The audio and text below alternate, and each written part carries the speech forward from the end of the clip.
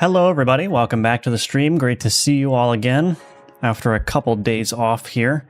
But we're going to be continuing again. I want to release another playtest of Alchemortis around Halloween, or at least that will be the Patreon early access. So we've got, 11 days until that happens? I think that's doable. One of the things that I want to get done for the playtest is I think I have 43 or 42 enemy cards. So I want to see if I can get that to an even 50 enemy cards for the playtest. I think I'm already at 50 player cards as well. So there will be 100 different cards total in the game for the playtest ideally, which I think will be great. And yeah, so that's going to be one of the main goals. I think that's probably one of the things that we'll work on today is getting some more cards done. I do have an Iron Maiden that I didn't finish, so maybe we'll finish that. Yeah, we'll probably finish that. Anyway, we're going to figure out all that good stuff. But yeah, it's going to be basically just this next 11 days is going to be getting all that stuff ready to go for the playtest. And then, of course, setting it up so that I can actually launch the playtest again, email you all out keys for the playtest and so on and so forth. But anyway, that's not what we're doing right now. Before I get into it, I want to remind everyone that Alchemortis is available for wishlisting. So go ahead and wishlist it if you haven't yet. And I would appreciate that. Be very good way of supporting the game. You can also join the Patreon if you want to financially support the project. This top tier right here, it's called the sponsor tier because it's going to help me the most in terms of funding the different things that I want to do, paying for the music and the consultants and all that stuff. The supporter is also a great way. It's a little bit cheaper, but it's also very much appreciated. But for the sponsor tier here, I will send you an Alchemortis Steam key when the game launches if you subscribe at this tier for at least 1 month at any point during development. So you can subscribe for 1 month and cancel. You can stay subscribed if you want. And you'll also have your name listed in the Alchemortis in-game credits. So I hope you consider that. And I also have my Udemy courses available. So if you want to learn how to build games in the Godot engine, this is a great way to do it. I've got a number of courses, so they're all linked below. Check those out if you're interested. And yeah, that's it. You can also like the video, subscribe to the channel, join the Discord, which is free. And yeah, anyway, I think that's it. Hello, RN Genesis. Welcome back. Good to see you. Asymmetrics, always good to see you. Good morning. Clicker Tail. Hello, hello. Meep. Welcome, welcome. Blair William, good to see you again. It do be Monday. Hello, High Law. Ninja Link, good morning. JKHE, welcome, welcome. Snupbill, thank you for the IDR 10,000 again. That's always appreciated. And we always love to see the Yummers message here, so thank you, thank you. Very much appreciate it. Yeah, look at these Yummers. I was cooking, yeah, no Yummers blocking today. So I don't remember, I was in the middle of doing this Iron Maiden. I don't remember if it's any good or not. Oh yeah, it's all right. It's decent. I didn't draw it open because I couldn't draw it open, so it's a closed Iron Maiden, but that's all right. It'll be fine. We'll make some reference to the spikes, I guess, in the flavor text. You know, what's funny too is I already used an Iron Maiden reference, like the band, for the marionette, so probably shouldn't do that again for the flavor text here, although this would probably be a more obvious one. But anyway, so we got the Iron Maiden here. Hello, Sam Studio. It's going well. How are you doing? And I have an ability that I need to do for it that I haven't yet done. I want the Iron Maiden to exhaust an ally minion card and apply extra bleed if exhausted. Okay, so we're going to give it some kind of base bleed, I think, and then maybe double the bleed if it exhausts a minion. The Iron Maiden is looking really good, thank you. I'm glad you like it. Let's do the Iron Maiden's ability here. Iron Maiden. So we're going to do a basic bleed.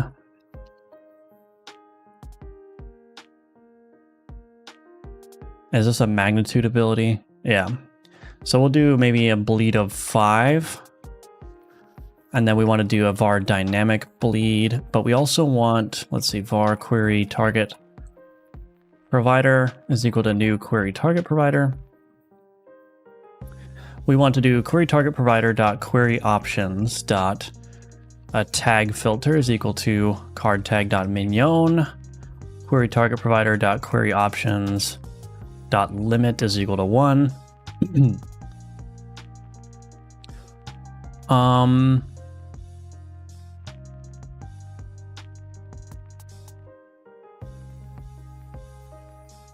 Var value scalar is equal to new value scalar.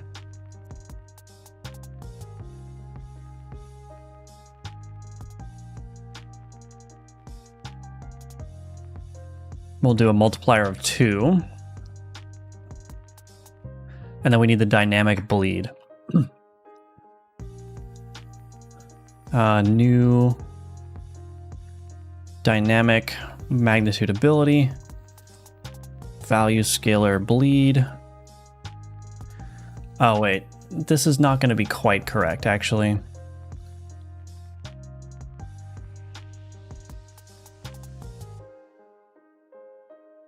I think this value scalar actually, this needs to have value scalar dot, oh wait.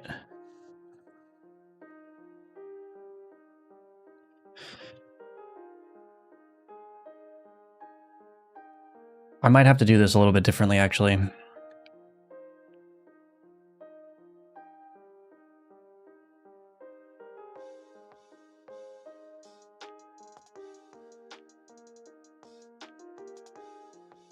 I might have to do this a little bit differently. I don't think I can use a value scalar here. Let's see.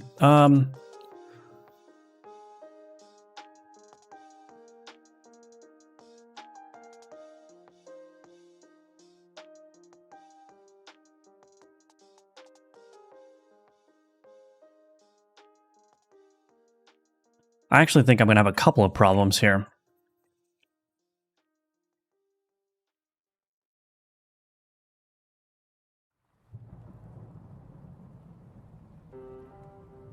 Can stack. Exhausted debuff.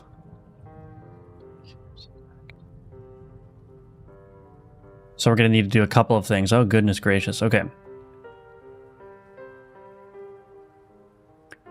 So I'm going to need to exhaust. So basically what I want this to do is this is going to exhaust a minion, and then it's going to buff the bleed amount if it exhausts a minion.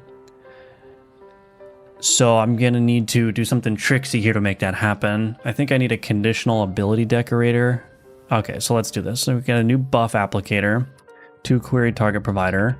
This is going to do a new exhausted debuff.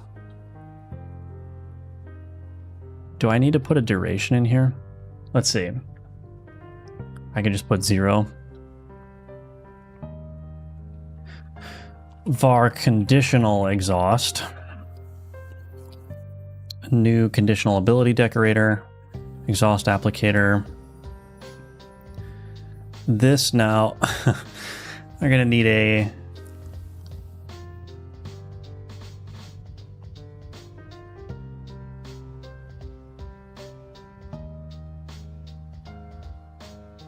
execution count provider exhaust applicator.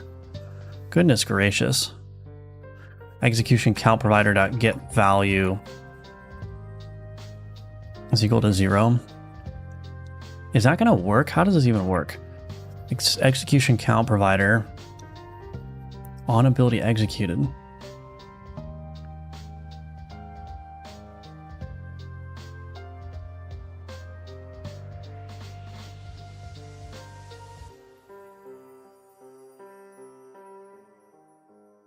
I guess, I don't know. So we do execution count provider, conditional exhaust.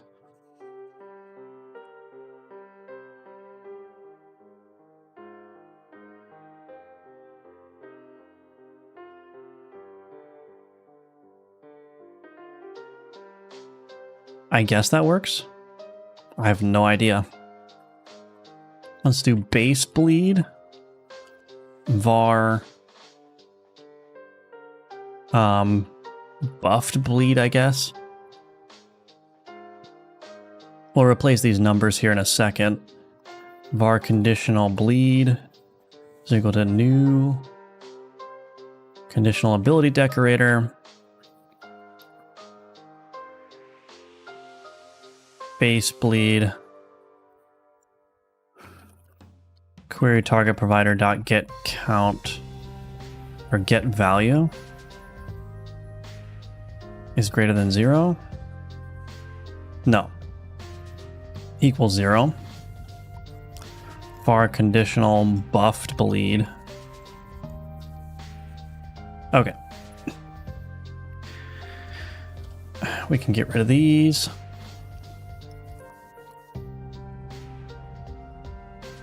Okay, and then we can do conditional bleed, conditional buffed bleed. I don't know if that's the way of doing that, but it'll work.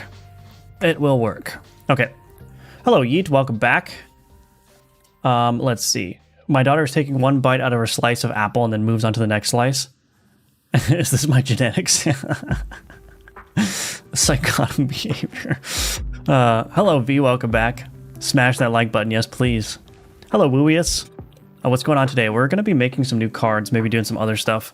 Basically just getting things in a good spot for the next playtest, which is going to happen around Halloween. So we're getting all that stuff going. Okay, I need to get the tier scaling in place now.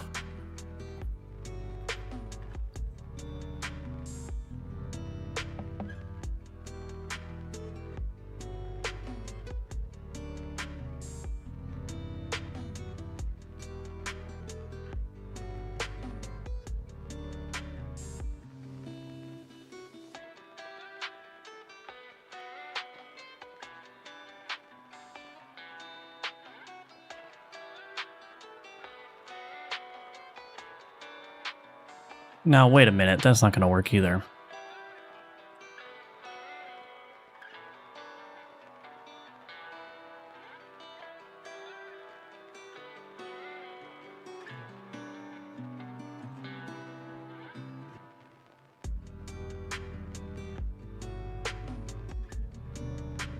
Okay, let's do something a little bit different here.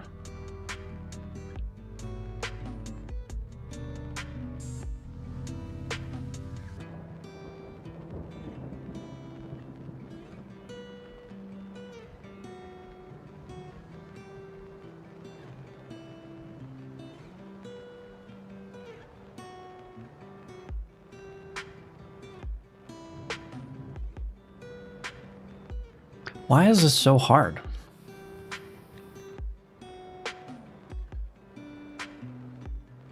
Let me look at something. Ability builder, conditional damage.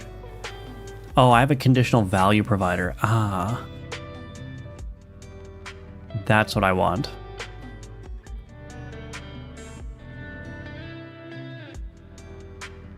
Right.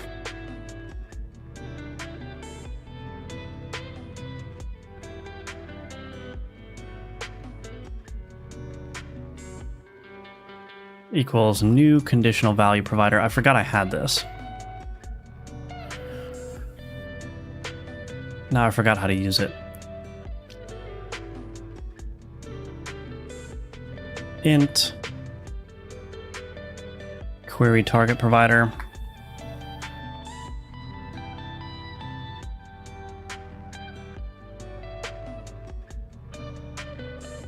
Condition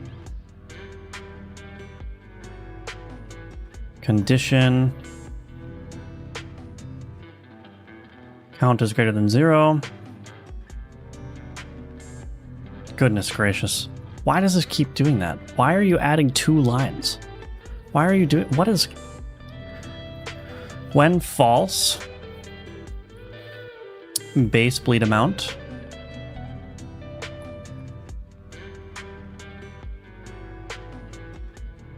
We do need to do this. Base bleed amount.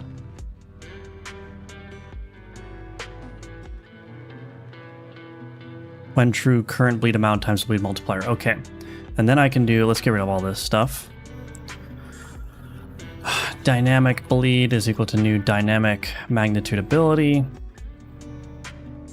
I actually don't need to do all that. I can just do conditional value provider. Here.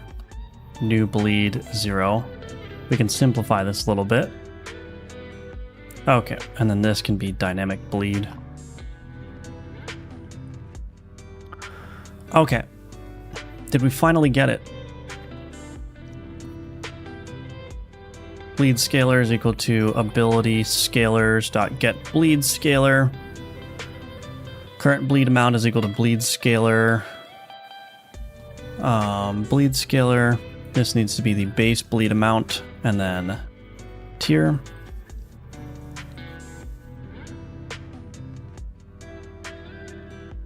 Okay, and then the description here.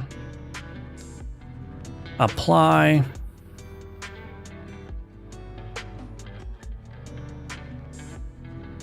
bleed.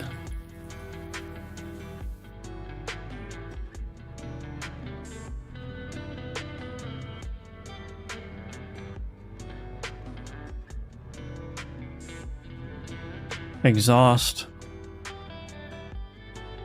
an allied minion if a minion was exhausted. Apply bleed instead. Okay, that'll work. All right. Goodness, I think that's okay. Now we're gonna have to try it out. No face stream today. No face stream.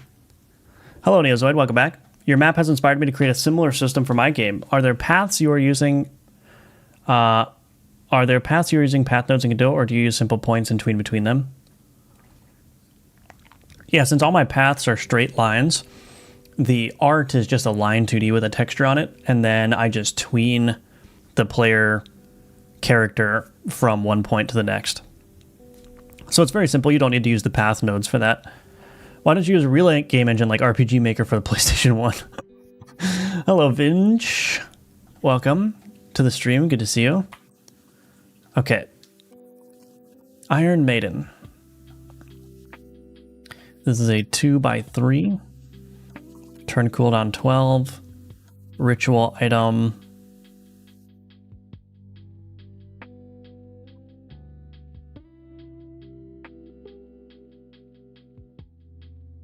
I wonder if it could be classified as a weapon. Maybe. It's not really a weapon, but I don't see the harm in classifying it as a weapon. Okay. So Iron Maiden.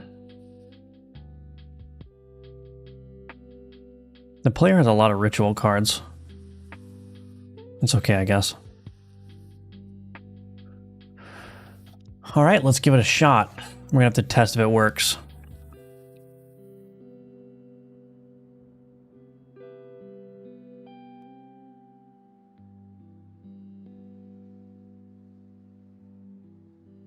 Okay. Let's see what happens. Hello, Real Crudo. Welcome back. Good to see you.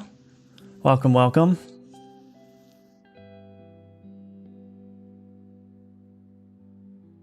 Any day now. Hello, cat. Do you want to go on stream? Let's show off the cat again. Hello. Hi. Do you need attention?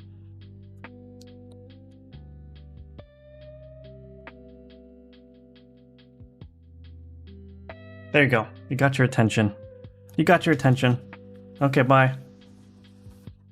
Okay, bye. I'm doing well. How are you doing? Too cheap to pay for Game Maker license, seriously? Look at them big blue eyes. The cat is a weapon. Why inflict us with the curse of Raw once more? It's a cursed stream, I guess. Okay, let's see.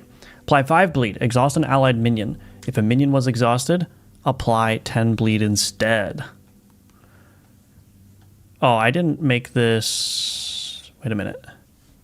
I forgot to add the query target provider here. And also... maybe we'll make it adjacent. Query directions. Board inventory component dot query directions dot adjacent. Or maybe we'll do Left, can I do left adjacent? Does that work? I actually don't know if that works. I think it will. Exhaust and adjacent allied minion to the left. Does that work? Stressed, pulling my hair out constantly right now. Oh, I'm sorry to hear that. I'm sorry to hear that, Real Crude. I hope things go smoother for you. So cute. Also forgot Game Maker Godot, baby. Yeah. Those eyes had a certain Wall-E quality to them. Yeah, he's got really nice eyes. Hello, Defected Gaming. Welcome back. Ah. Adjacent and to the left does not work. Do I want to do left adjacent? That would be very interesting.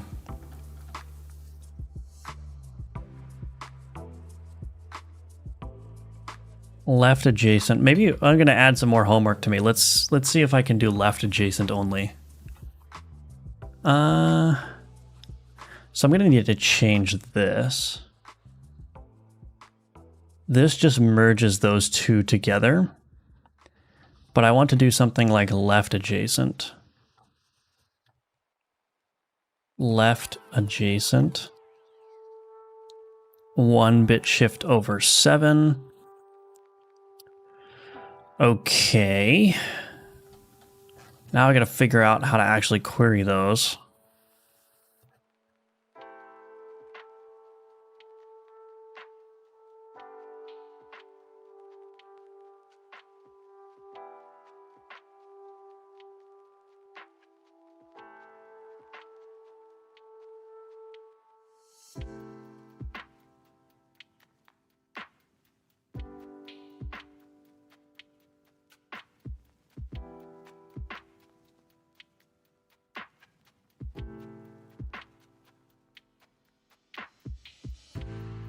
This is not going to be super scalable, but we can do this. If query options dot query directions dot has flag query directions dot left adjacent.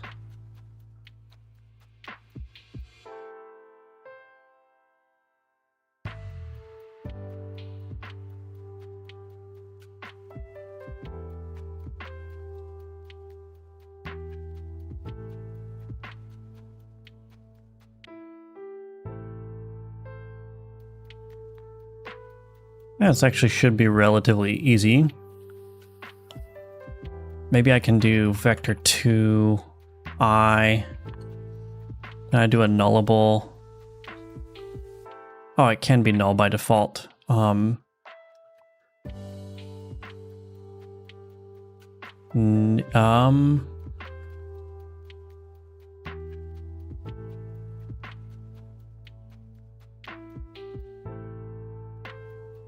We'll just call this neighbor override. Neighbors is equal to neighbor override.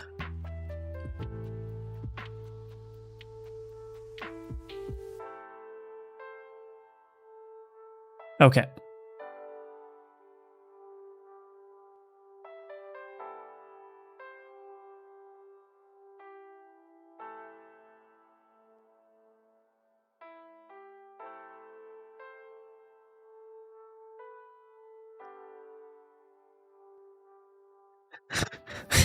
Cat, what are you doing? He's just sitting here tapping me because he wants to sit. Goodness.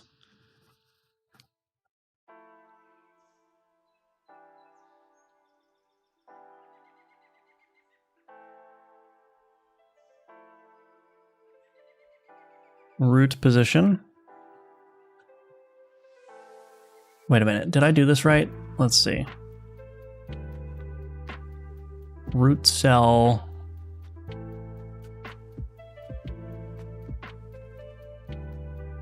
Why is the root cell in here? Oh. Never mind, that's probably good. I'm just not going to...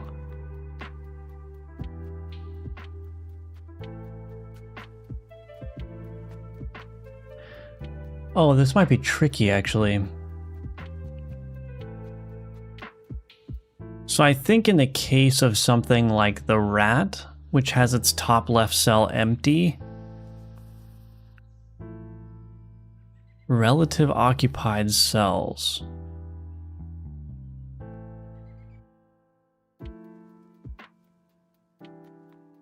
Relative occupied cells.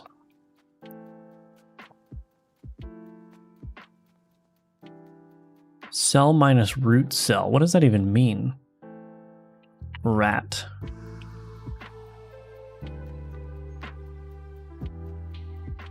The root cell is 1, 0. So absolute occupied cells.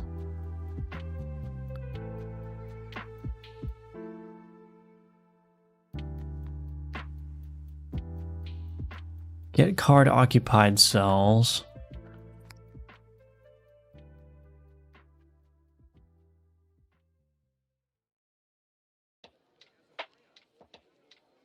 Relative occupied cells. Okay. So in the case of the rat, relative occupied cells.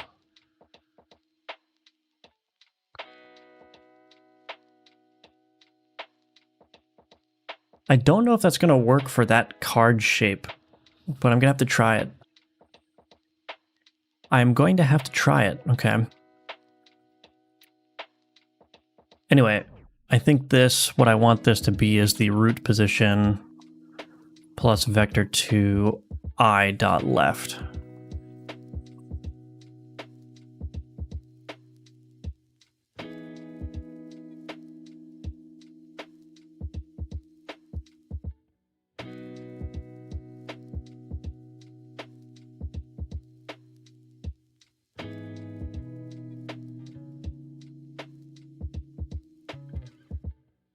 I don't know. Let's see if this just even works first, and then we'll test the rat as well.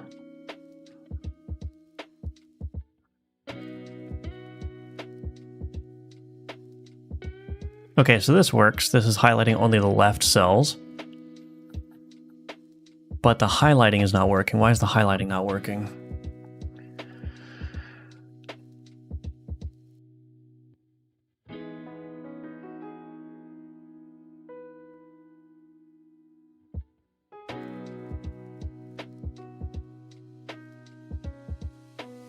I don't think that's going to work.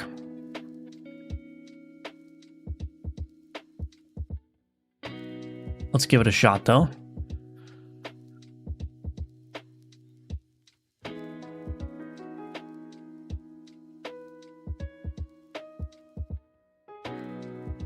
It did not work.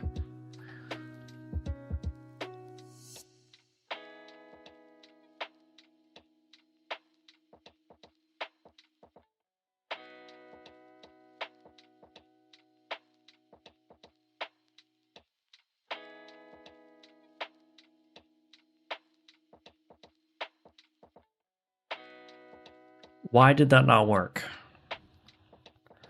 The grid indicator is working.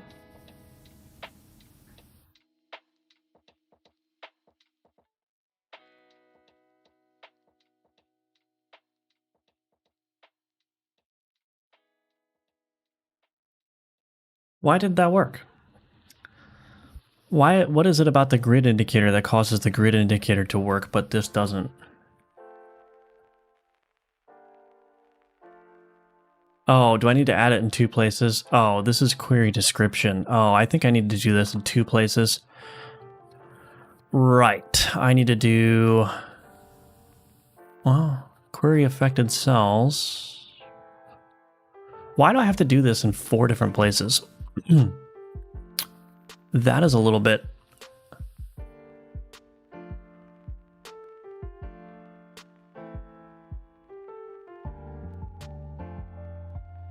I think this query affected cells is used in the query here. Okay, yeah. Right, okay. I don't know why these have to be 2 different things. That is a little bit bad. That's okay though. Result, union with, and we're not doing an except here, I guess.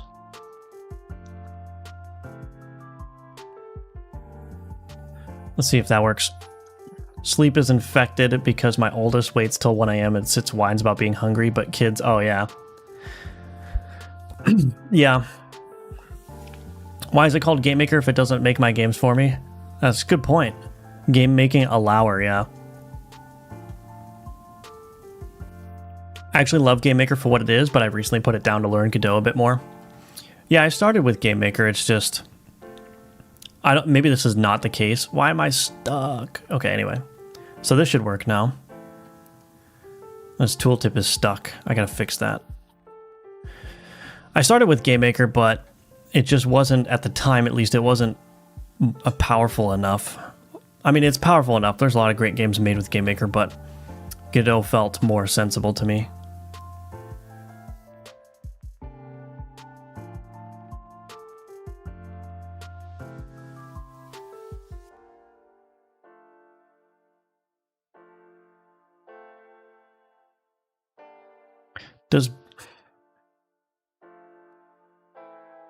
Well, that's working. So the left adjacent is working now, which is good. So now we got to test it with the rat.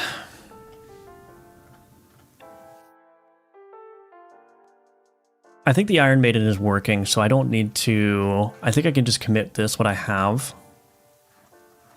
Yeah.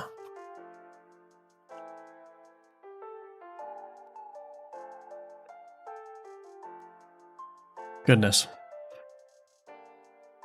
Okay. Add Iron Maiden ability. Now I'm pretty sure the rat is not going to work if I put this ability on the rat, so let's just go ahead and do that. Oops. Grab this.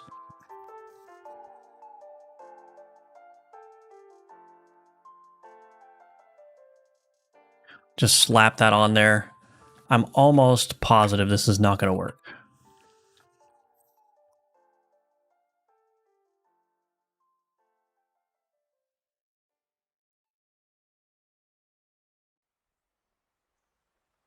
I'm almost positive. Let's try it though. Project settings, we'll put the rat in there. I switched to Claude Code and VS Code, and so far I'm liking how it's feeling. Yeah, Claude Code seems very reliable to me compared to Chat Jeepers. Oh, I should probably comment this out too so I don't have this noise here. I played with VS Code long enough to complete a Udemy tutorial, and then my laptop just wouldn't allow me to go any heavier. Since then, I've gotten a PC and moved on to other things. What are we working on exactly? Well, the Iron Maiden is done, but now there's a problem. This left adjacent, I don't think it's going to work for this rat, although maybe it is. Because the thing about the rat is that the top left cell here, it's kind of weird. Most cards have their root position defined as the top left cell that they occupy. But the problem with the rat is that it has no top left cell, right? So I kind of need to do a bunch of like just shifting of the positions when dealing with the rat. And so I wasn't sure if this was going to work, although it does look like it will work. I was worried that the left adjacent was going to highlight this cell instead of this one here. But I think that works. It seems to be working. Let me put this here. I'm fairly certain it's going to work, actually. So that's good. I'm glad I don't have to worry about that, but let's just test it to make sure. Godot is pretty great. I tried Unreal for a year and hated it. I actually got an inventory system set up in Godot via Devlog Logan's tutorials. Yeah, I've seen Devlog Logan's stuff. Great stuff all around. I love when logic doesn't actually logic. Hello, Mio Leo Dev, welcome back. Yeah, Godot community is great. How can I make a mini indie game studio legally? Well, I mean, it depends on what country you're in. In the United States, you don't even need to do anything. You could just be a sole proprietor, which basically means you just get income and you have to pay the IRS yourself with your based on your revenue. That's basically what I am. I don't have an LLC or anything. I didn't set up another entity for my business yet. I'm probably getting to the point where I want to do that, but I've just been a sole proprietor for my Udemy courses and for my games. And like I said, all you got to do is just make sure that you're paying the IRS what you owe them, and you're good.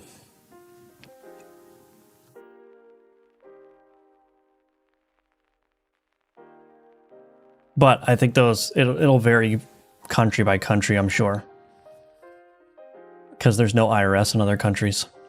All right, let's see if this works. Okay, great. That's perfect. All right, so that actually worked fine, which means I can discard these changes that I made to the rat because I was just testing it.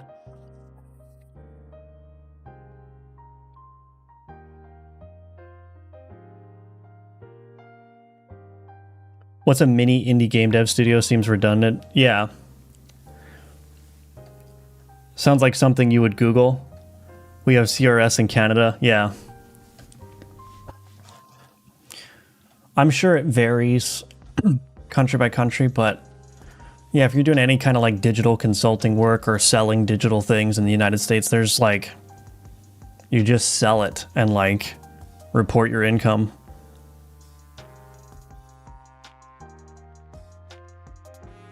Okay. I think that's it. So, like I said, the main thing we want to do is this card statistics tool here. This shows that we have 42 enemy cards and 50 player cards. So we need 8 more enemy cards. So we're going to focus entirely on making enemy cards now. Unless there's anything else in here that would be good. Iron Maiden. I made a Mandrake too. I don't know if anyone saw that. I posted that in the Discord, but the Mandrake is kind of interesting. Oh, actually, this isn't done. I need to add flavor text.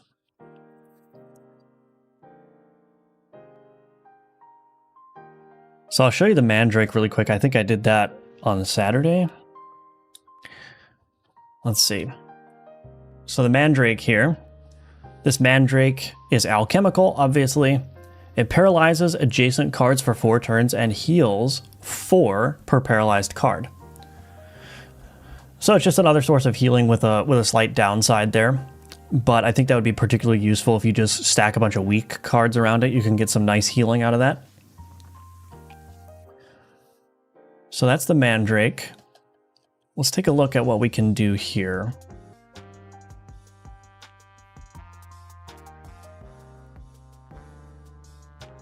Tapestry would be a good one. Herald, Messenger, Village Elder would definitely be a good one.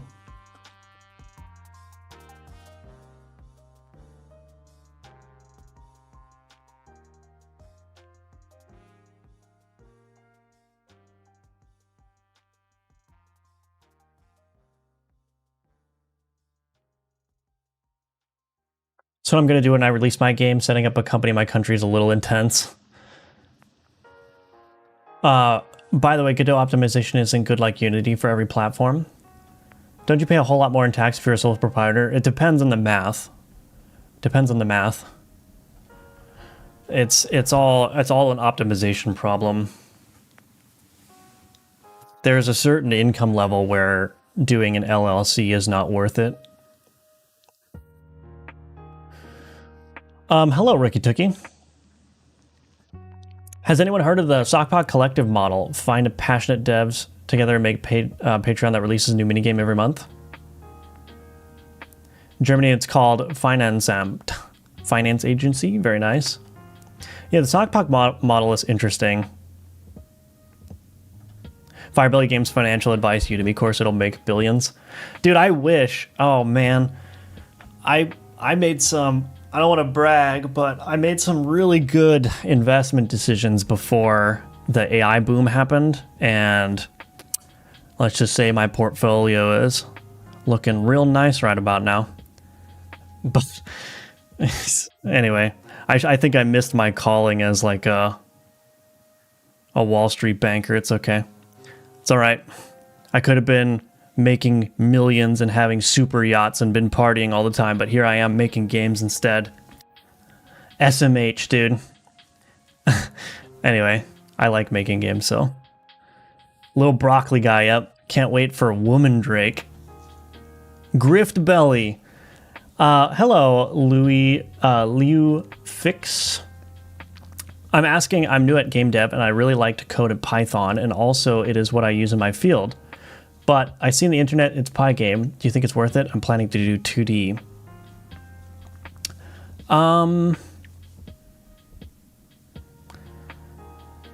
Yeah, I mean, the thing about like programming languages is once you've learned one, you've basically learned them all. And so I think you could transition to something like GDScript very easily. It's missing a lot of things that Python has for sure, but I don't see a reason why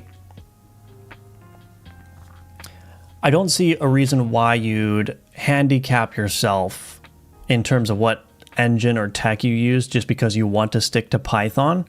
I would definitely encourage you to take a look at like Godot and GDScript and play around with that. I mean, it's free, it doesn't cost anything except your time, and see how that feels to you. Because I think that if you're really set on using Python, your options are going to be pretty limited.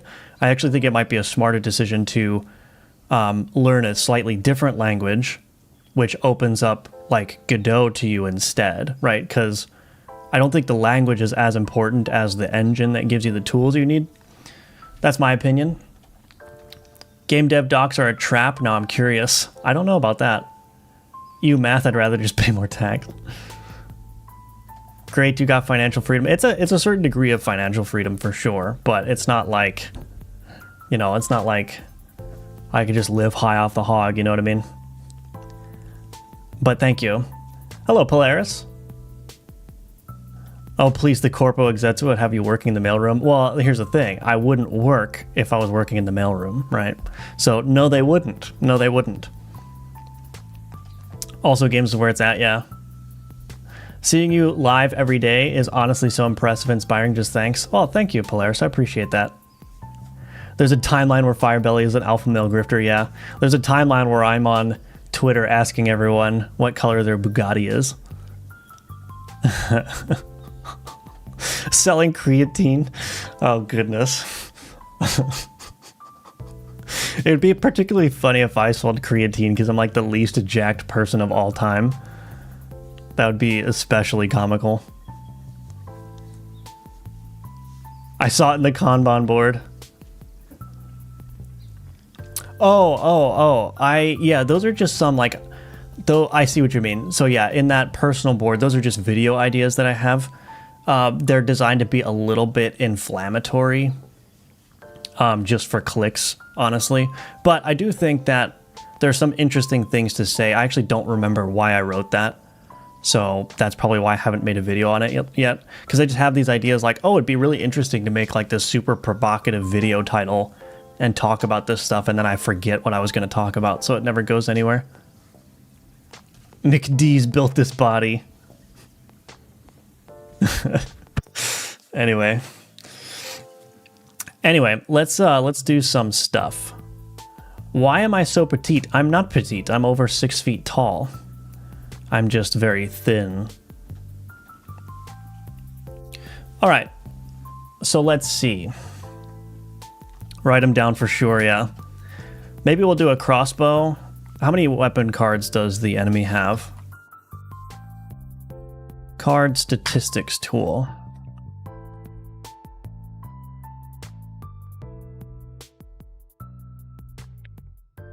The enemy does not have many weapon cards. That would be a good one. Oh, I kind of want to do like a corpse, like a body of a saint or something, of saint/hero. This would be like a 2x1 card. Let's do a crossbow. How many 2x1 cards does the enemy have? 4. Okay, so we'll do a 2x1 crossbow. I think that'll work. Card creation tool.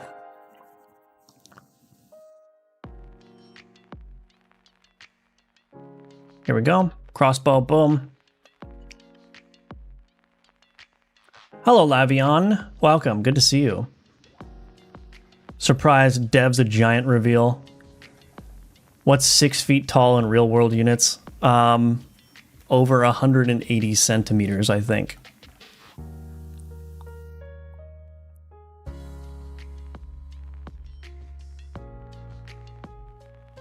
Or maybe, am I wrong about that? I don't remember.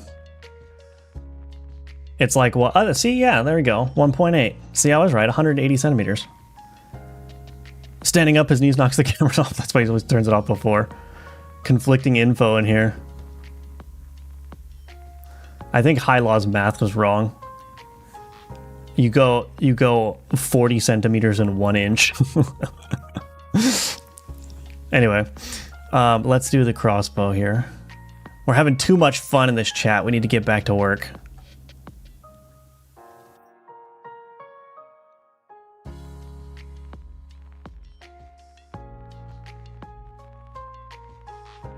Okay. Why am I renaming? I don't want to rename this. Whatever, I guess we'll just use a blank layer name. So the crossbow here, I think what I want to do is, it's going to be very, very, very simple. We're going to take... I kind of want to draw it somewhat at an angle, if I can. So do like this. With this side like that.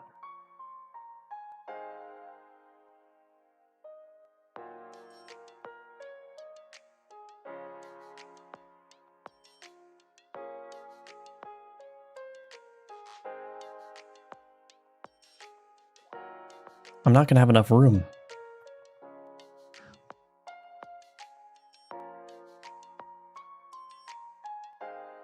Uh-oh. I don't have enough room.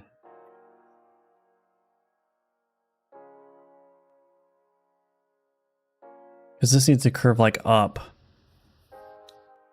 Maybe that'll be all right. I did not think about this.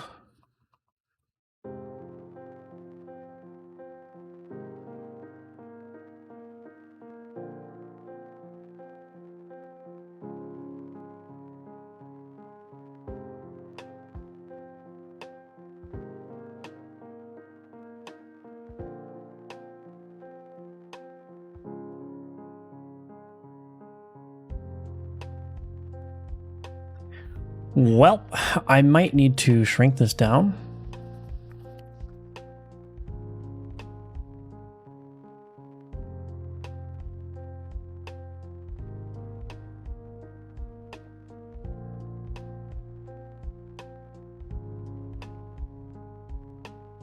That is not looking good at all. Oh goodness, I think I might have chosen a bad size for this.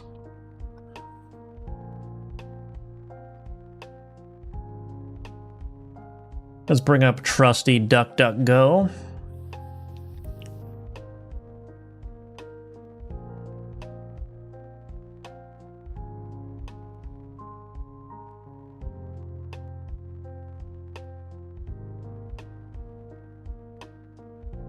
I mean, it's almost, I think I can.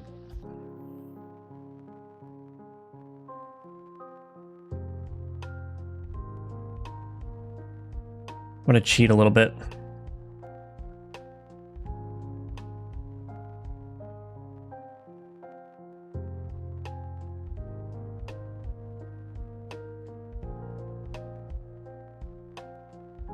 It's supposed to be a little bit angled, so this would be up a little bit farther here. And then this would be like this. Ah, that'll work. Yeah, that should be fine. We'll just work with this. And then they're supposed to be like this. When it's... What's the word for when it's like cocked? It's like, would they use the word knocked for this? I don't know.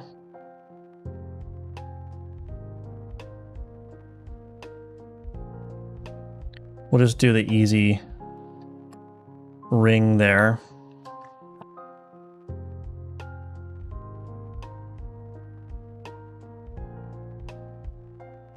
I think that'll probably work.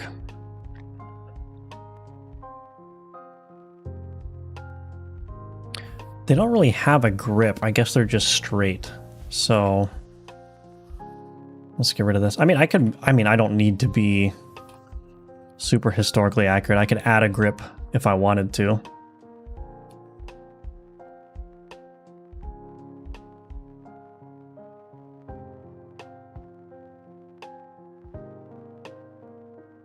I think that'll be all right.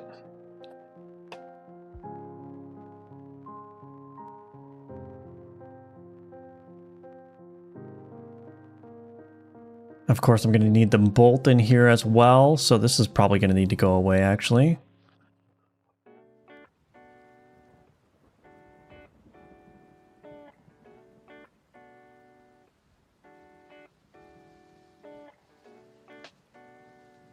Maybe I won't do that.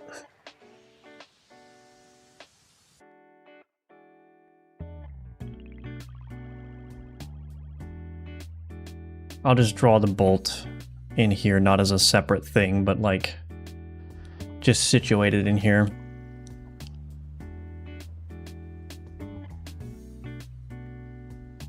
I think it's supposed to come out over the edge a little bit. So we'll do this. Maybe even further out, actually.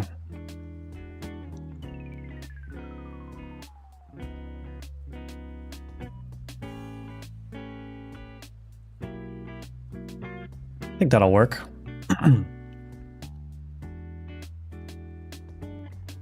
Okay, this is turning out decent, I would say. Not too bad, not too bad.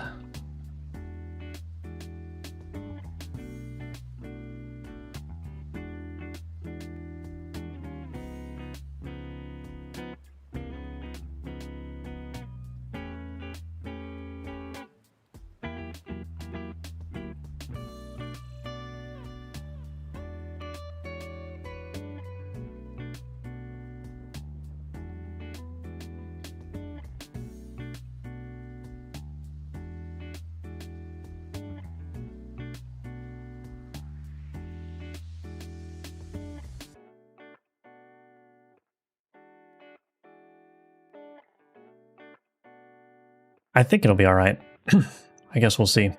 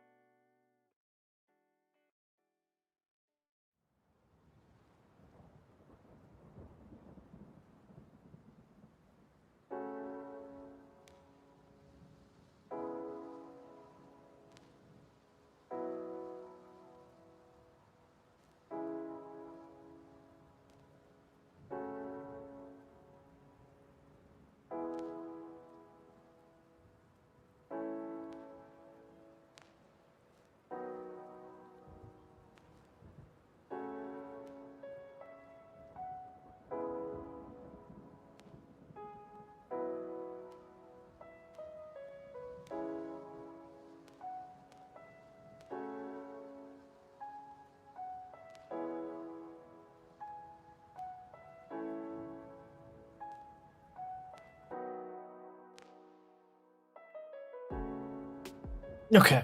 All right, we'll figure it out. We'll figure it out. My math matches the public's perception. In a way, it's the most correct. A Smurf-size NBA player. Face is on now. Previously, there was no face cam. Oh, interesting. Words mean what people think they mean. It's the same with math. Well, there you go. Everyone talking about 5 or 6 feet. Whatever happened to 2 feet? Played No I'm Not Human for too long, went face blind. Sawed off crossbow. Duck duck instead of capture Google. This is what they call character development, seriously. Good morning, Emerson. Cocked and knocked sound just as bad out of context, so there's no harm in picking either. Right.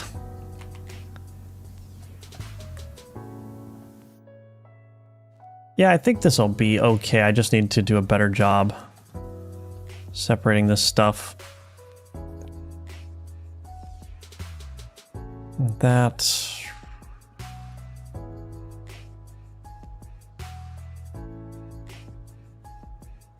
Yeah, I think it's probably all right. I'm not so sure about this one now. Maybe I'll just get rid of that.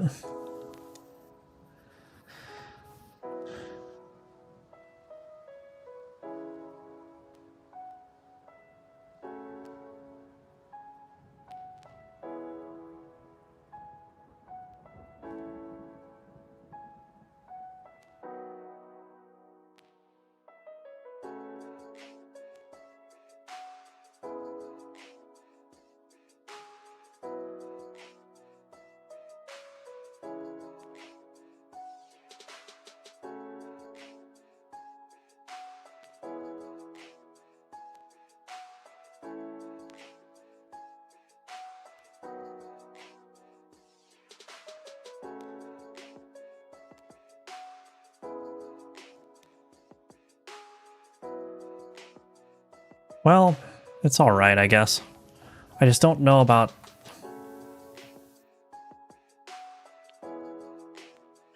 Just don't know about that.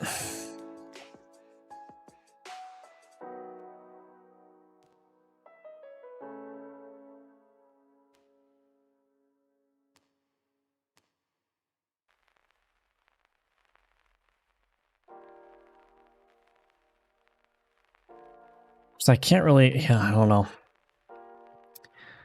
I can't just do this because then it's going to look really weird.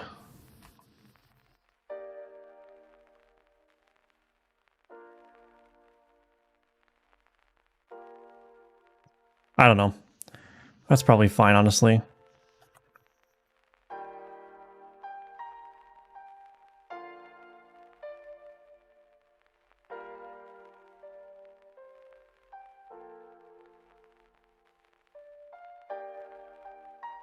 Not my finest art, I suppose. But it'll work.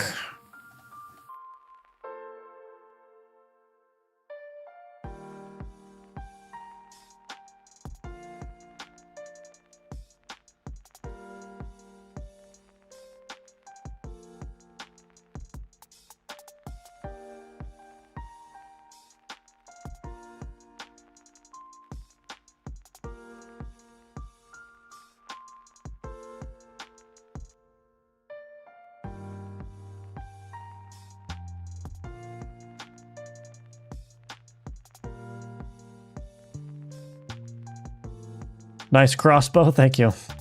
It's all right. It didn't turn out as well as I had hoped, but I think it's workable.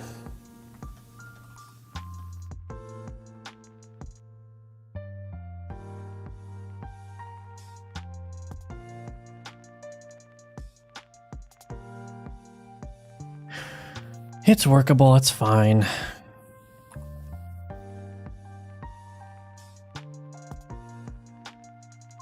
All right, what should the crossbow do, everybody?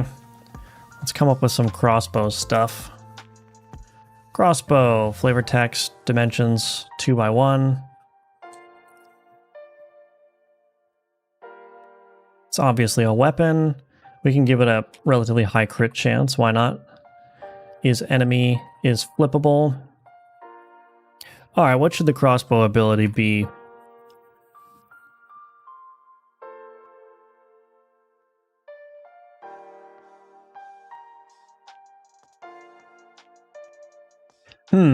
I mean, I don't want to just necessarily do raw damage.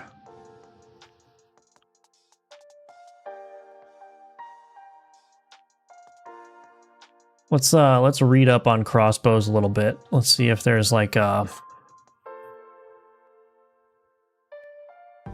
see if there's something inside of Wikipedia that will give me some inspiration here.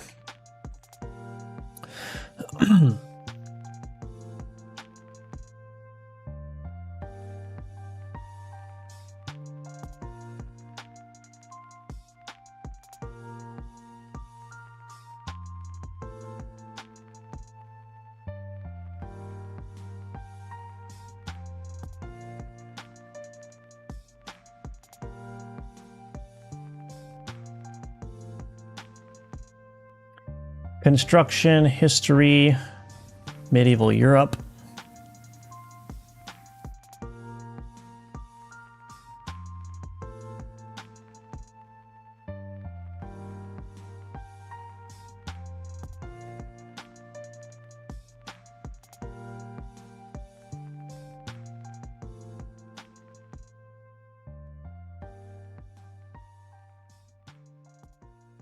Okay, I'm not really seeing anything. I'm not really seeing anything that tells me what the obvious advantage of a crossbow was. I was hoping that it would be like, oh, crossbows were used primarily against this type of, you know, infantry, which would have given me some ideas, but they were able to achieve power close to longbows, but were more expensive.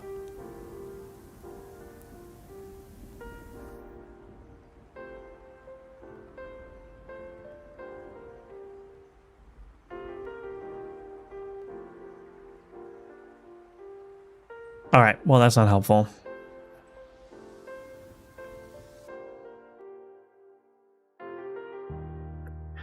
That's not helpful. Do you have a team building Udemy course? I don't. No, it's all just me. It's all just me. Reload mechanics somehow. That could be interesting.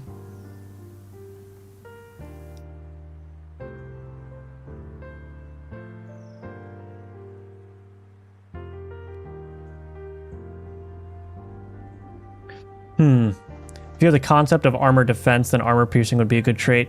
Yeah, armor piercing is a good point. I have a weapon already that does armor, but maybe I could just make it deal damage that bypasses armor. So I have a mace which does extra damage if there's armor present. So it's like an armor destroying thing, but I think the idea of having like damage that pierces armor can be a good one. Flat damage and have a chance to crit. Yeah, I could do that. Maybe damage scale if cards are farther apart in their respective grids. That could be a good one. Crossbows don't require skilled men, unlike longbowmen. Yeah. Chance to pierce shield. Pierce armor. Okay, so everyone's saying pierce armor. I think that's a good one. Can have a lot of turns and hit like a truck. Yes, that could work. Yeah, maybe we'll do armor piercing. Because I already have this mace here, which will have a 100% critical chance if the player has shield. So that's not exactly armor piercing, that's just like deal more damage if there's armor. Armor piercing would be a good one. True damage. Yeah, true damage. I guess we could do true damage. Slow turn time, armor penetration. Okay, let's do that then. Everyone's saying roughly the same thing, so that sounds good to me. We're going to have to add... Do I need to add a new damage type for true damage, or can I just set a flag for it? Let's turn the turn cooldown up then. It's got a 20% critical chance, so that's fine. Also, welcome to the stream, Nick, by the way. Great to see you here. Always good to see you.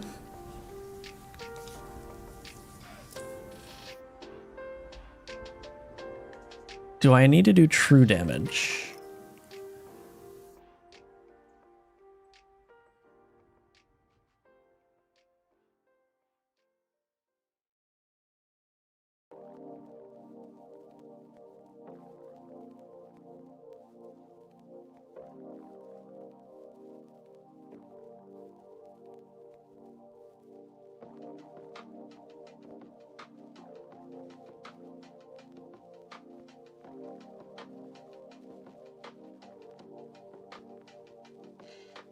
I'm just trying to figure out, because like I have all this turn history stuff, right, that I talk about all the time, where each damage type that gets done is tracked in a large turn history object, which makes that data available to any card that needs to work off of it. I'm wondering if it's useful to create a separate category of damage called true damage, or if true damage is just physical damage that ignores shield. I think that's probably the way to go.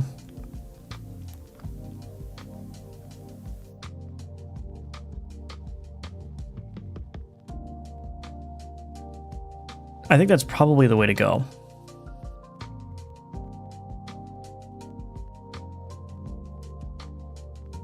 So in my damage context here, I think what I would do is just have like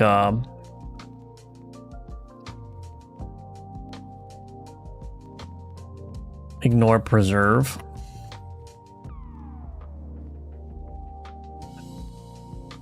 Something like that.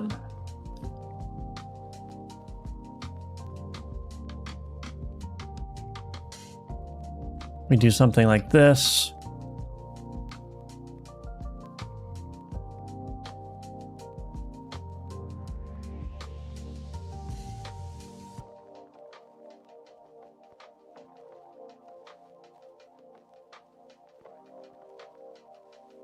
Yeah, I think that'll work.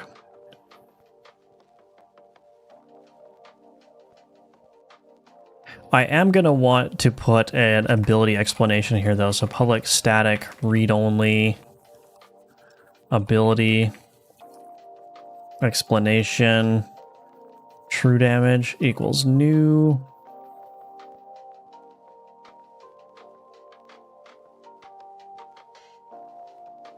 Physical damage that ignores preserve.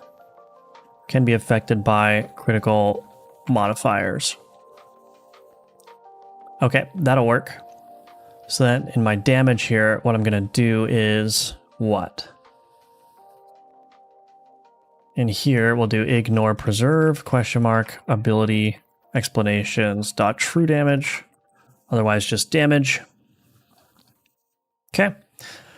I think that'll work. And then we got to go into the board combat component here, wherever damage is called.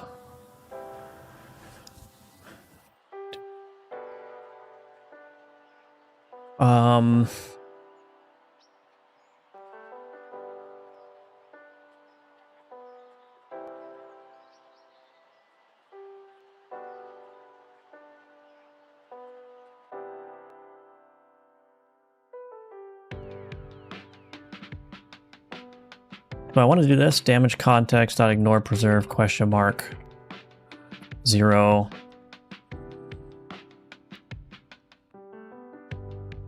Will that work? That'll work. So now anywhere where I'm able to deal shield damage, I'll just make sure to insert that as well. I think it's just fire damage and physical damage that can be blocked by shielding. I think that'll work.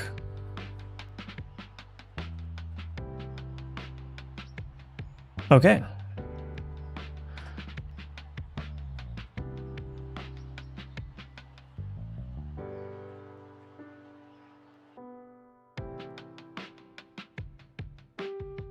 Let's add true damage here. And then in the crossbow,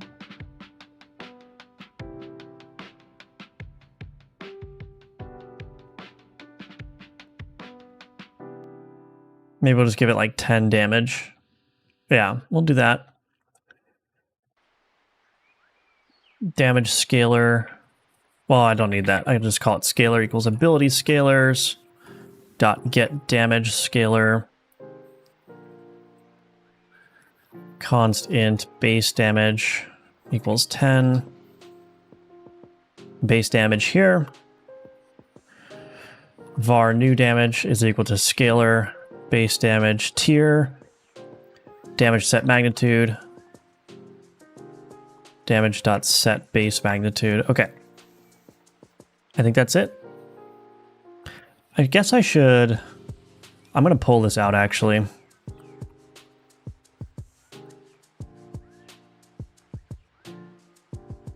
Let's copy this, paste it here, true damage.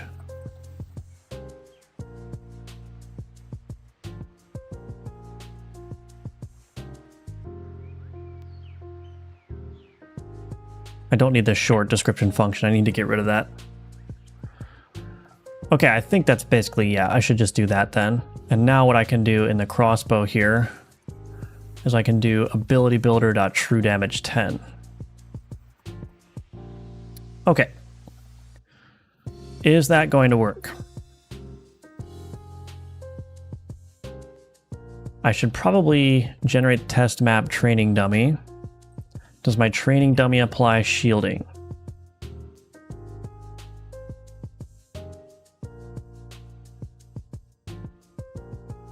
Okay, let's see if that works.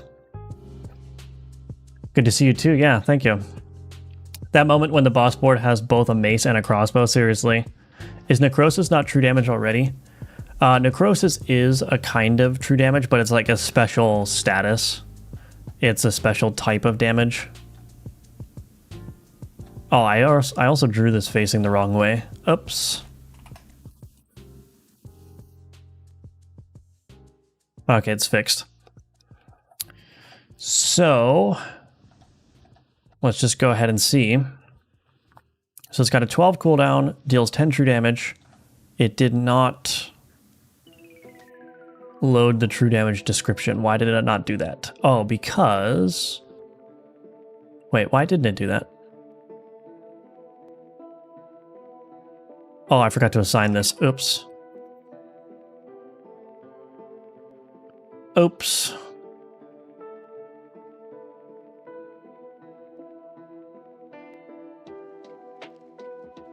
Alrighty.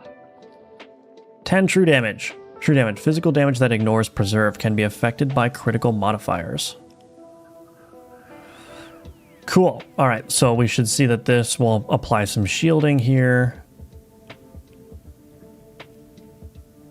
And it just dealt 10 damage. Yeah.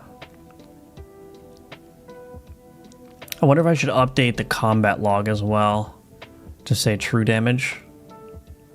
Probably should.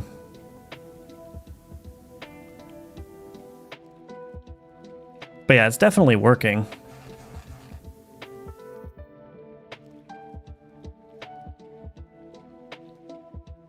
It's definitely working. All right, let's see. Oh, I need to edit this. Let's do 1 as the minimum notoriety region. Let's go to the board configuration editor. Let's load this up, see what this looks like.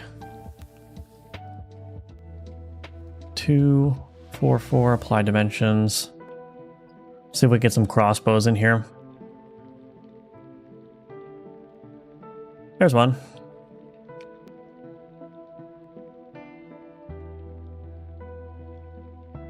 There's another one. Cool, so that appears to be working. Awesome. Crossbow, I was AFK, yes. Yes, it is a crossbow. It does true damage, which ignores preserve. Thank you for the suggestions, everybody. Now the question is, do I want to make the combat log say true damage? If it's easy, I'll do it. If it's not, I won't. Let's see. On damage dealt, tracked, damage dealt entry.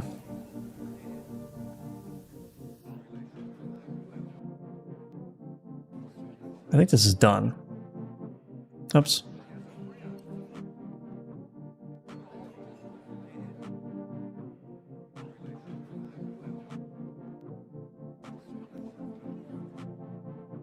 Get execution string for damage dealt.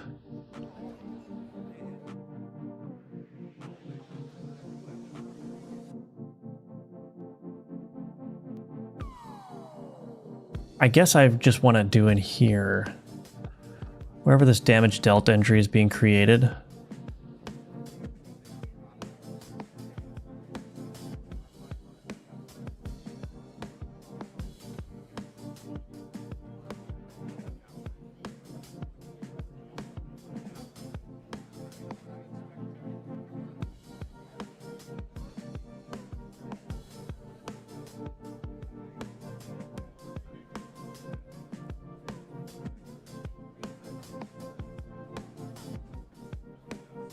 I don't think I really need to make that required.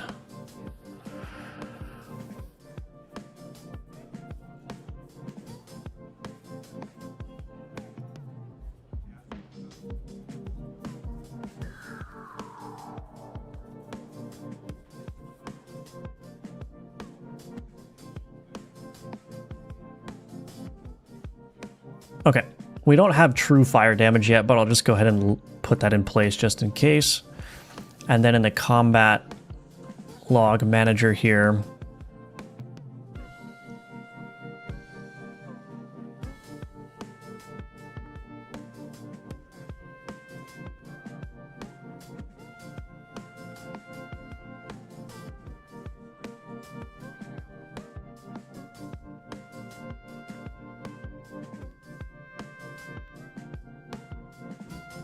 oh goodness, is this not going to work?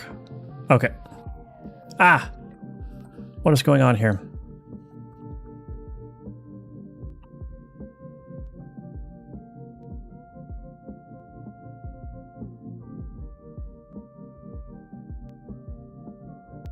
We'll just do that.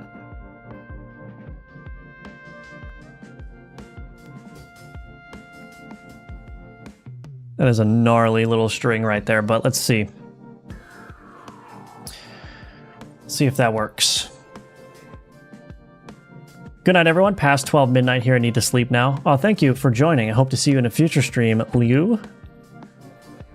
And thanks for joining. Always good to see new faces here. Let's see. Is this going to say true damage now? Bang! Dealt 15 true damage. Nice. Okay. I think that's good. We can call that done. I do need to do the flavor text for it, but that's all right. Oh, I didn't even pull it over. Crossbow. Flavor text. Boom. Okay, so what I'm going to do is I'm going to take a quick 3-minute break, and when I come back, we'll find another enemy card to do. I'm up to 43, right? 43 enemy cards now. Yep, so 7 more to do for the playtest, which is definitely doable, so I'm going to do that. So we'll see if we can get another one done here, and then, yeah, that'll happen when I get back. So BRB in just 3 minutes, and we'll continue on.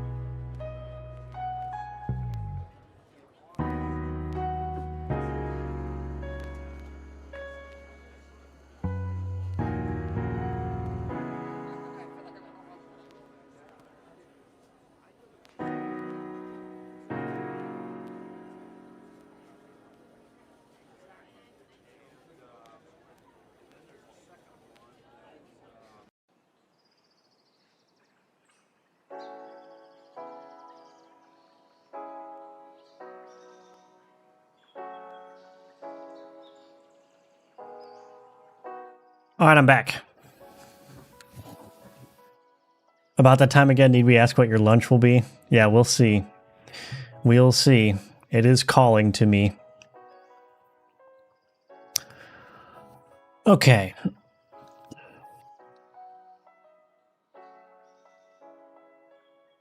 Let me take a look at this again. We only have one 2x3 card for the enemy.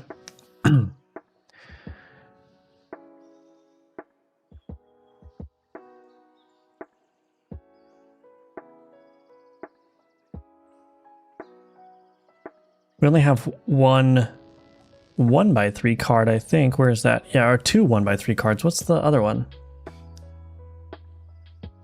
I actually don't remember. We've got this. Oh, Malva's Burning, right. I forgot about that one. Okay. We only got one card of this shape. We've got a couple of 3x1 cards, so that's good.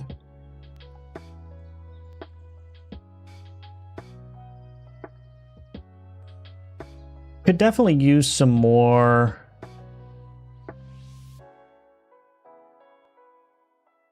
like 3-cell cards like this, the L shape oriented in different ways.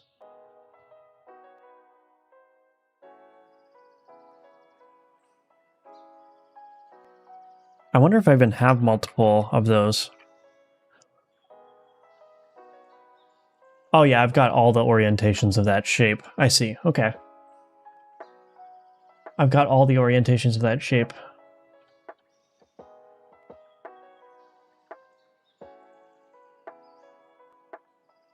Trying to think what would fit in that shape. Let's see.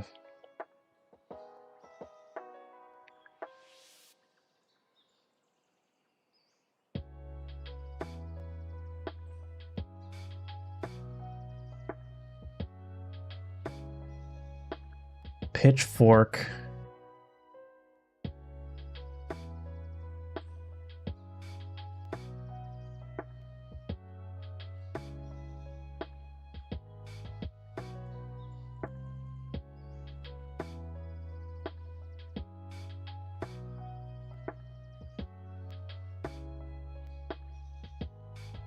I don't know.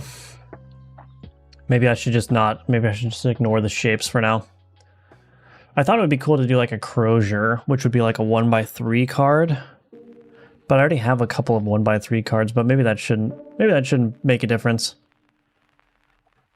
I don't know what that is, High Law. Too fun a name to leave out. I'm just going to do a Crozier. That's the one that I had on my mind when I was on my break. I'm not going to let the card shapes dictate what I do. A farming tool. Oh, interesting. Okay, I'm going to have to look that up. Card creation tool. Crozier. 1x3. Create. Let's open it up.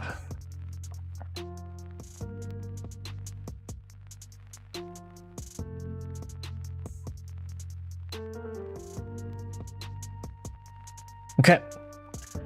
So I think this should be relatively straightforward. Hopefully.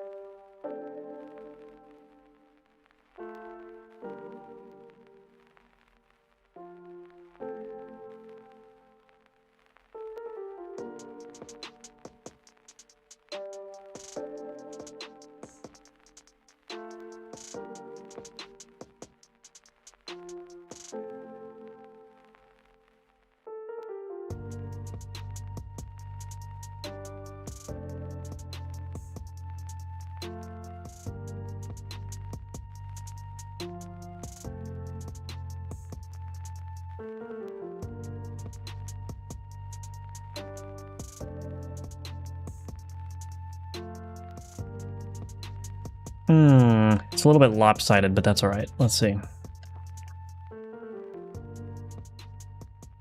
wonder if I just shift this around a little bit. I don't know if that helps any, but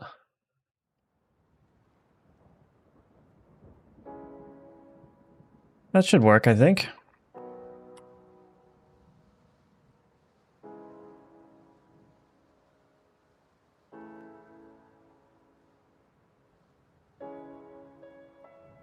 It's going to end up being a very simple art, I guess. Could put something down here as well. Yeah, that'll work. So we've got that kind of...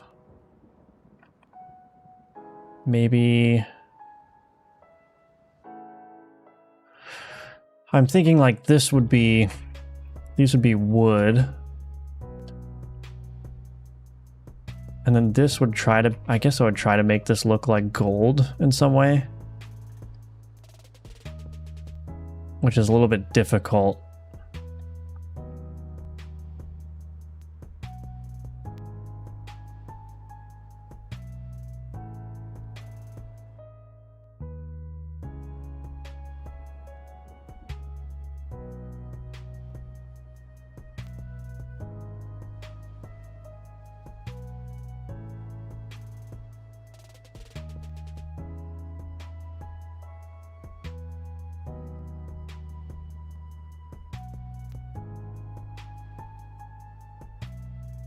Try that. I could change this maybe. Oops. Maybe the blue will work better here for these parts. Yeah, I think that'll work better. And then we can keep the orange for the wood. Oops.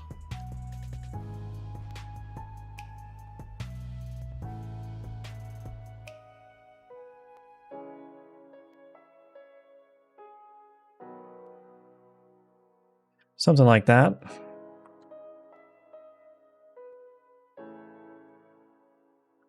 We'll figure it out.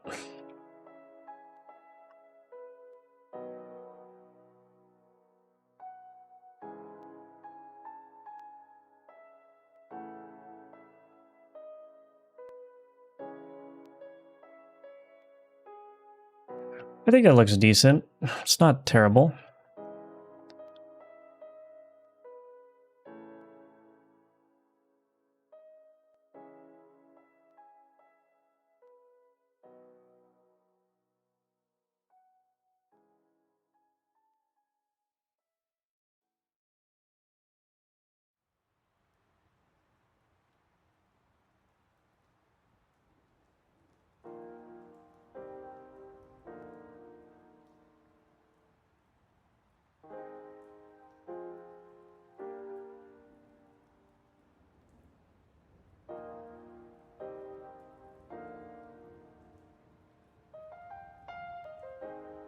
I don't know.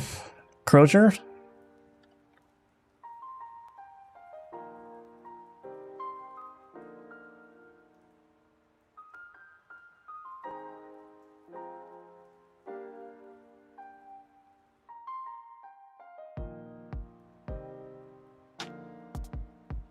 My brain thought a Portuguese word was English. That's just sickle scythe and... Oh, I see. I got you. If you did there place a pixel on every other pixel in a checkerboard pattern, would that give the illusion of gold at your current resolution? Well, maybe, but I'm not using dithering anywhere else. So I don't know if that would look weird. But I think it looks okay. It's a good suggestion. I'm just worried about introducing dithering now that I'm not using it anywhere else.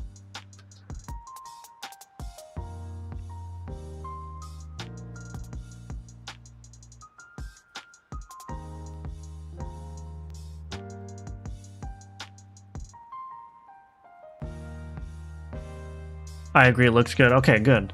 Yeah, thank you. I'm back, went outside to meet my friends and eat some food. Friends? How are you watching a game dev stream and have friends? How is that possible? I'm kidding. Awesome, welcome back. Looks Crozier-esque. All right, I think it works. Hello, TMGN Art. Welcome to the stream.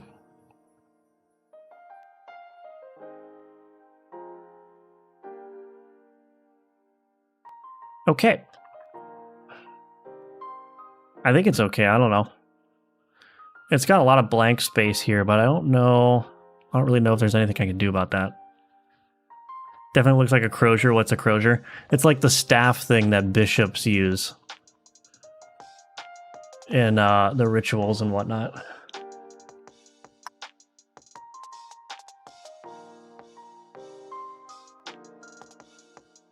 See? Crozier. Crozier. Crozier. There are some very simple ones and there are some very gilded ones.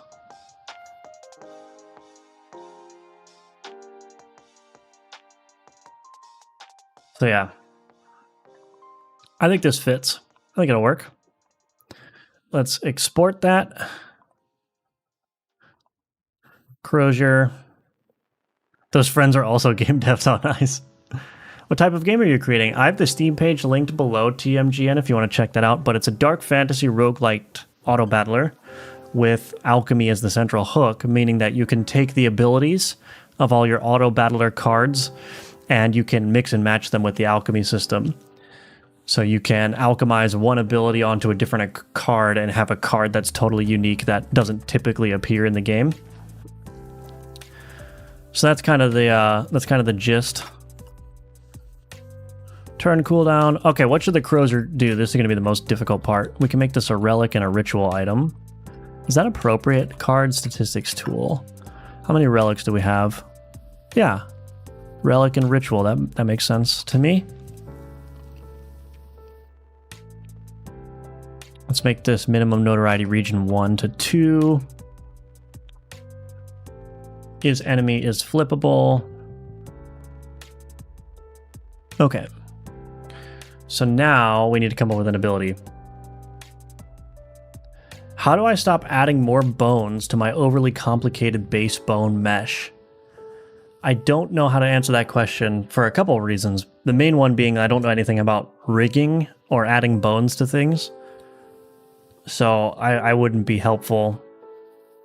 I wouldn't be helpful anyway. Even if I knew more about your problem, I wouldn't be able to be helpful. But you're welcome to join the Discord, Vinch. It's linked below, and there's a game dev channel in the Discord where you can ask, and I'm sure there's some people that can help you. Projects holy damage. Ooh, that's a good one. Should it project to... What should it project to? Do we have one that does... Let's see. Oh, whoops, did I forget to... Oh, I forgot to commit this stuff.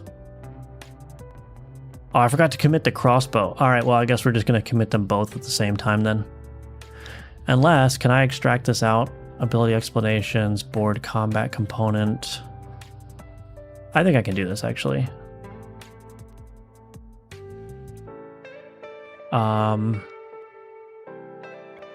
Crossbow. Crossbow. This, that, and this.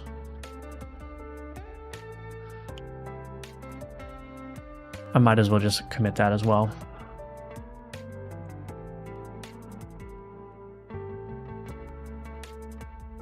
Add crossbow with true damage. All right, there we go. I think that's good. Okay. Project holy damage. So I wonder if, let me see. Board inventory component. Query directions left. Where am I using this? It's used by the battle standard. Is right is used by the warhorse.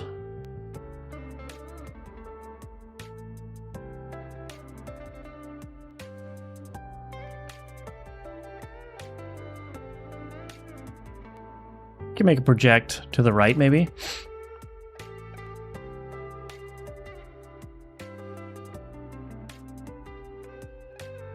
Did I add?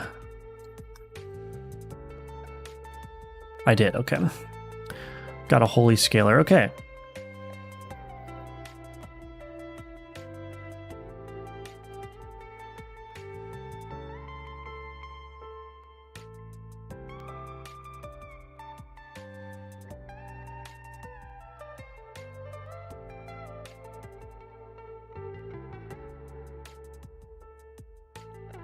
Okay, so we're going to make this project. So let's do this. Query target provider. Let's equal to new query target provider. Oh, if I could type today, that would be wonderful. Query target provider dot query options dot query directions is equal to board inventory component dot query directions dot right.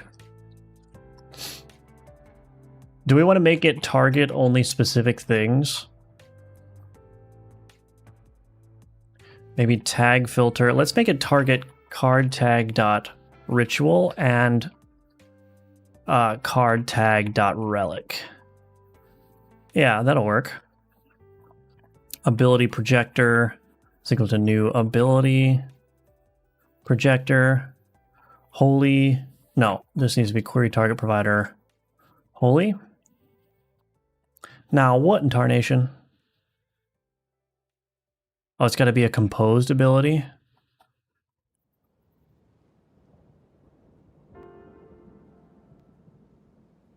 I wonder why that is. Okay, we'll figure it out.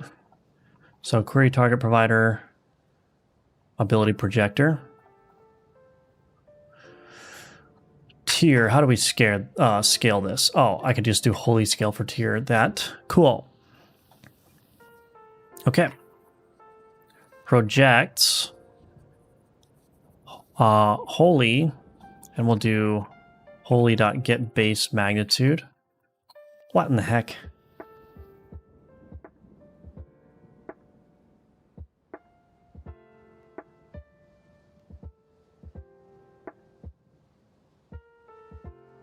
I'm just going to do something a little bit hacky, I suppose.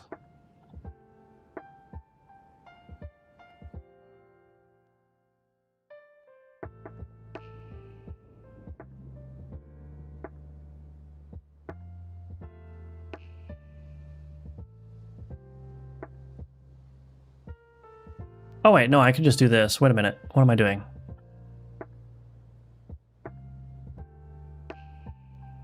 Hold on, let me see where this is being used.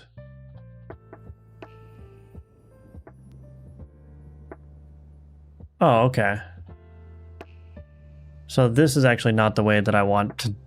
Projects to ritual,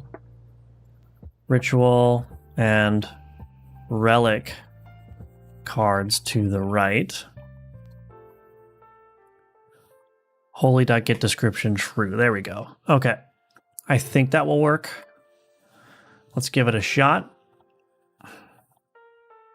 I also need some ritual items. What's a ritual item? I think. Shoot, is it just called heart?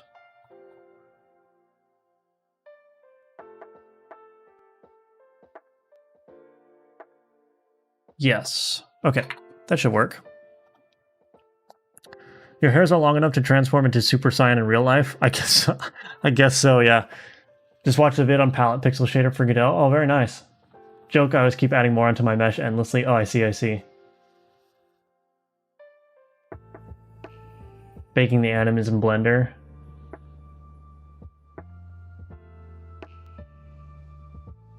Yeah, Nick knows a lot about this stuff.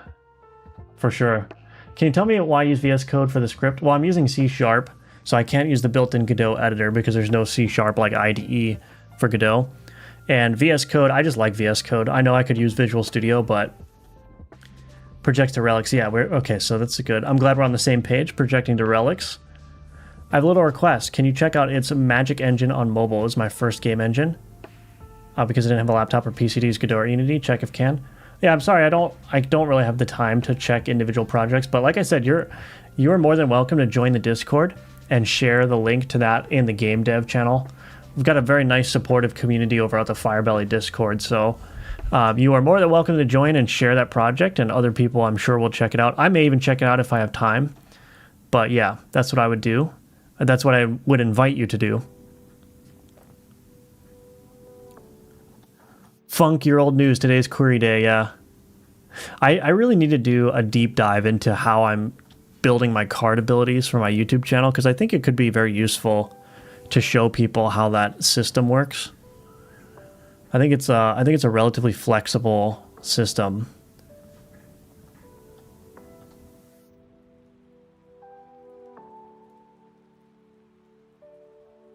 Now, why is this not working? Did I do something wrong? My tag filter.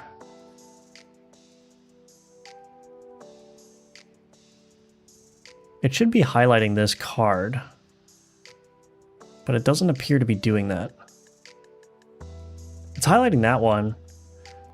This is a relic weapon, ritual and relic cards. This is a relic ritual. Oh, it has to, is it both? Oh, wait a minute.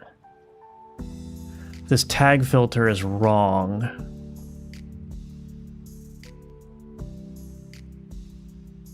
Where is this tag filter used?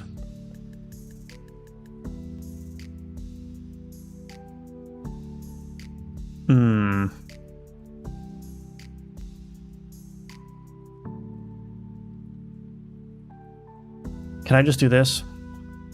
Card, return, card tags, and query options dot tag filter is not equal to 0.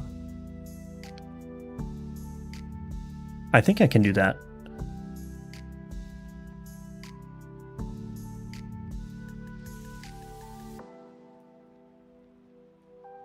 I think this is the first time where I'm querying multiple different tags, and so I think that query was just wrong, if I'm not mistaken.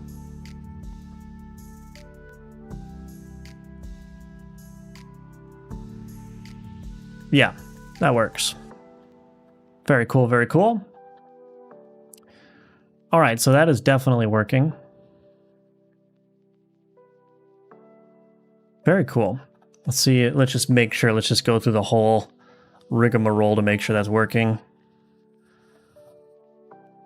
Applied one holy, applied one holy. Now, where is it saying? It should say that this crozier... Oh, I don't think I am logging when...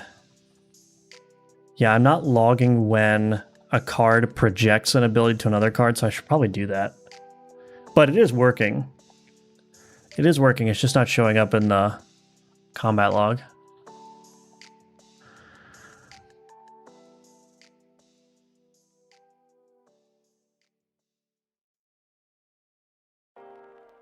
Oh, but the training dummy, it doesn't do any damage to me, so it's never taking any damage. Okay. That's right. Holy damage is like a retaliation mechanic, so it's like if you get hit, it does holy damage to the board that hit you. Cool, I think that works great. I think that works great. Now the next thing to do is let's just see if it can generate some sensible boards with that. I think it should. The problem with these kind of cards that only like target to the left or to the right, though, is that sometimes they get placed on the edge of the board and it's not super good. Oh, there's a crozier. I just skipped it, though. Should have a function in here where I can generate boards until I get a crozier. There's one. So see, this is useless. Now, if it had projected to this ritual card... So I think I just need to update my wave function collapse a little bit. I need to add some additional filtering for those kinds of cards that have weird query patterns.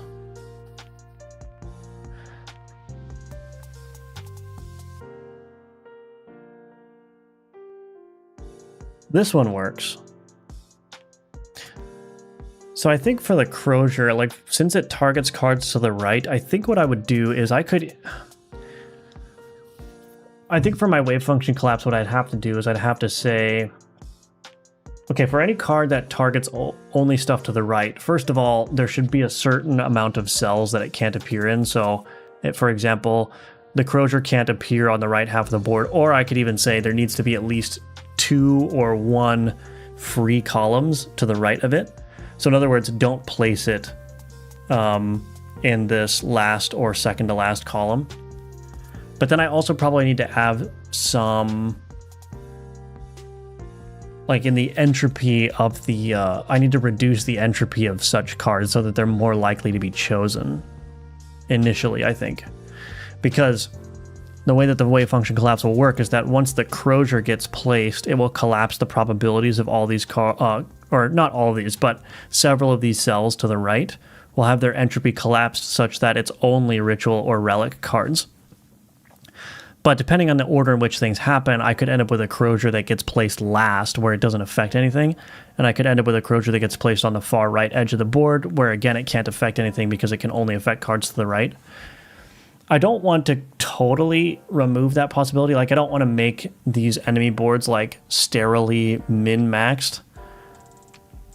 But I think, generally speaking, it should be relatively uncommon that they are placed on the board and have no effect on anything else. Because the other thing about this game, too, is that even if the card doesn't have any effect, because it has a tag, there still may be another card that acts on it, right? So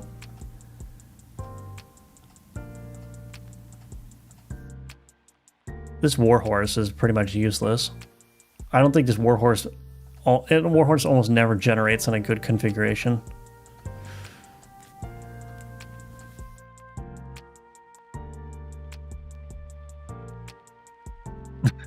The horse dung. That's a good crozier right there. That's a good one. Wait, this guy's a ritual? Oh, he is a ritual.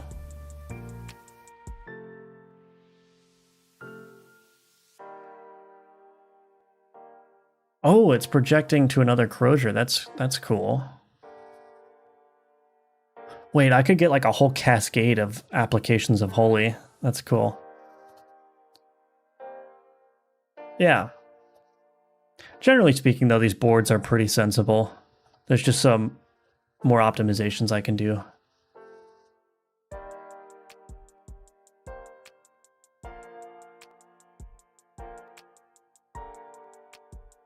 Cool.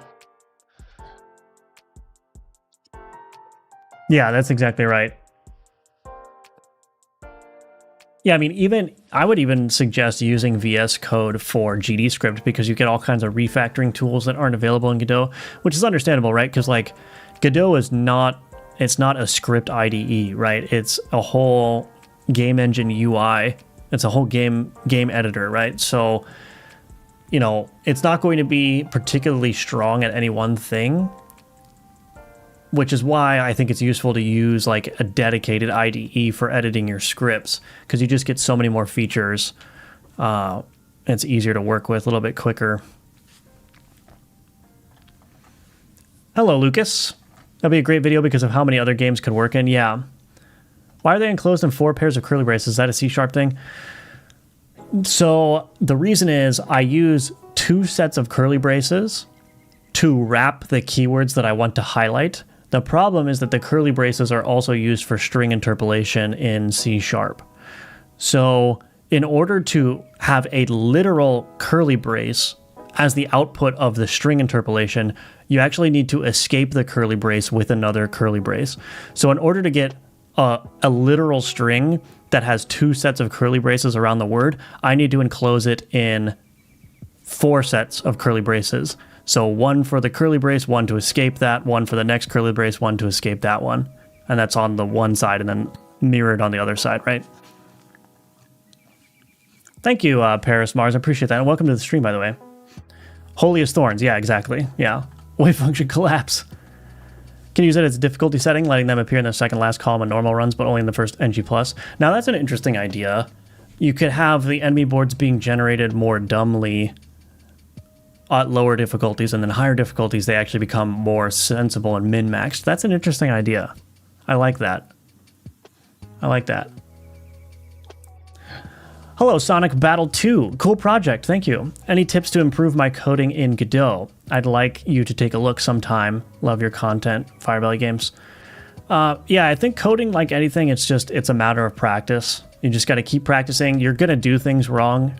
You're going to create projects that are just spaghetti messes.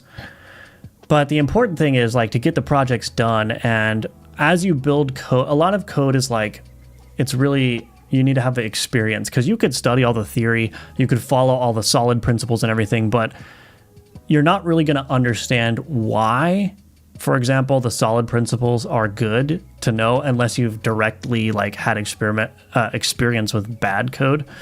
So I think, yeah, just write your code, make your projects. You'll probably have an inkling of when your code is written badly or when your code is kind of difficult to deal with. And you can rewrite that code as necessary as you get better, or you can take that learning into your next project and like, you know, you did your architecture one way and it was a total mess, so you're going to take a different approach and try that now. But really, it's just practice. It's just experimentation, practice, see what works, see what doesn't. It is helpful to know the software principles, the solid principles, and all that stuff, but just practice. That's the best way to get better. Thank you, Sonic Battle. What does project do exactly? Project will place the projected ability onto other cards. So let me see if I can get the crozier back up here.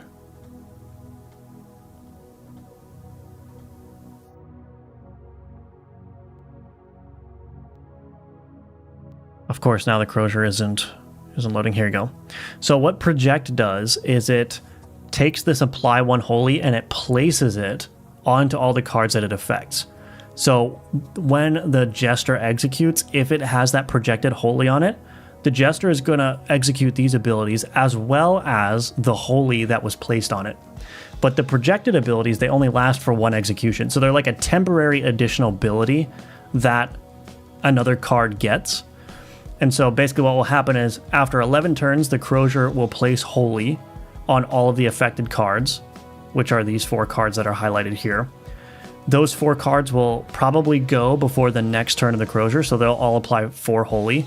And then when the Crozier goes again, it applies Holy, it projects Holy again. So that's the way. It's just a temporary additional ability that cards can receive from other cards. Couldn't live without the split window view that VS Code has. Thank you, Sonic Battle. I watched the video about the tools you use for game dev. That was helpful. Good, I'm glad. If I only have 1 to 2 hours a day per game dev, should I do it? Yeah, that's what I was doing when I was working full time. When I was working full time, I would basically do 2, maybe 3 hours of work on my game dev projects in the evenings. And then on the weekends is when I would spend more time. And that's how the majority of Gunforge development went, because I was employed for the vast majority of that time. So I was just working on my stuff in the evenings. So yeah, whenever you have time, you know, even if your progress is slow, it's still progress, and you'll still get to the end eventually if you consistently work on it.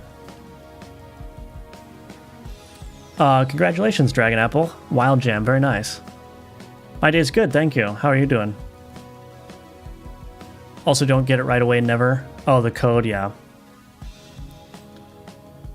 I've been watching tutorials like Chapsy creates. Yeah, practice makes perfect. Rome wasn't built in a day. Yeah, exactly.